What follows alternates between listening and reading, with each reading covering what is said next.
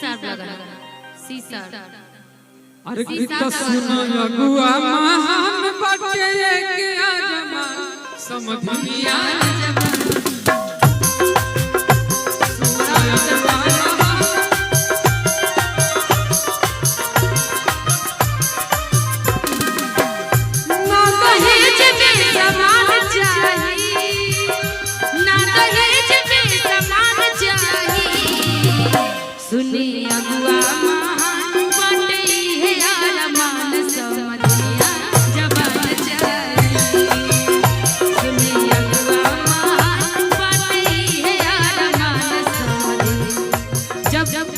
जब हमारे अर्पित जी जा रहे होंगे, उनकी शादी की बात चली होगी तो उनके पिताजी कह रहे होंगे कि देखिए शादी का माहौल है।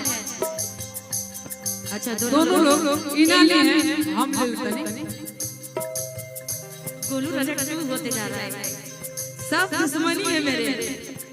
जिस ब्राह्मण के पीछे दो भूमिहार आ जाए ना तो फिर किस्मत खराब। लेकिन क्या करे, रह भी नहीं पाएंगे, जाएंगे तो जाएगा। ये दोनों भूमिहार हमारे अगल बगल ब्रह्मा विष्णु बने हुए हैं। इधर इधर ये मुझे दे दो ना।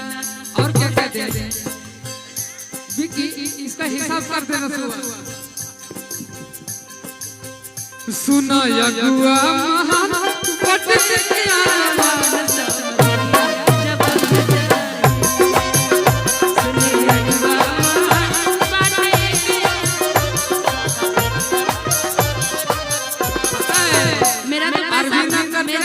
मेरा तो पैसा उन्होंने मुझे भी दिया था, लेकिन आपने ले लिया। तो आपके लिए मैं इतना ही कहूँगी। हम तो आपका बहुत कुछ लिए हैं, पैसा रुपया आप हमको एक सिक्के भी दिए थे बहुत पहले, तो वो तो हम लोग में चलते रहता है।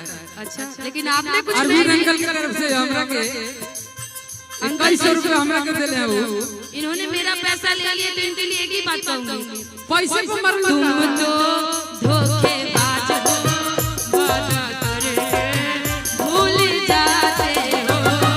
तुम तो धोखेबाज हो, वादा करके भूल जाते हो। रोज रोज तुम भी पूजो ऐसे करोगे, रोज रोज तुम भी पूजो ऐसे करोगे। अब मैं जरूर उठ जाऊंगी तो हाथ मलोगे। तुम तो धोखेबाज हो, वादा करके भूल जाते हो। सब दुनिया आ गई।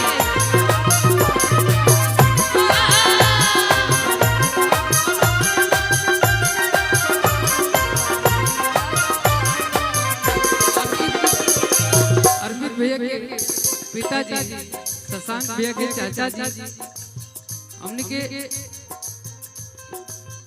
अरविंद अंकल हमको बहुत पुरस्कार दिले। ये पैसा इनका के दे हम वो मेरे लिए आ ही रहा था। अरे हमसे आप क्या कहते हैं हमरे दे वो मेरे लिए आ ही रहा था। फिर हमरा पति है। अब नेक्स्ट टाइम है ना चाहिए कूलर, ना चाहिए टीवी, बेटा ला चाहिए हमके पढ़ल लिखल बीवी।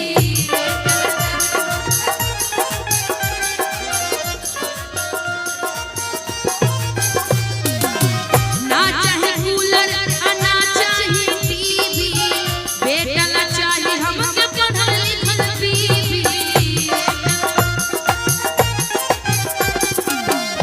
ओके गुण गुणवान चाहिए, हमके गोरे गोरे काल चाहिए, ओके रूप रूपवान चाहिए। और की तस्वीर भरल लीला चाहिए। अच्छा शादीशुदा से करोगे क्या? हम डालेंगे ना आपको कि सुनो निशा महान बटे के आजमा।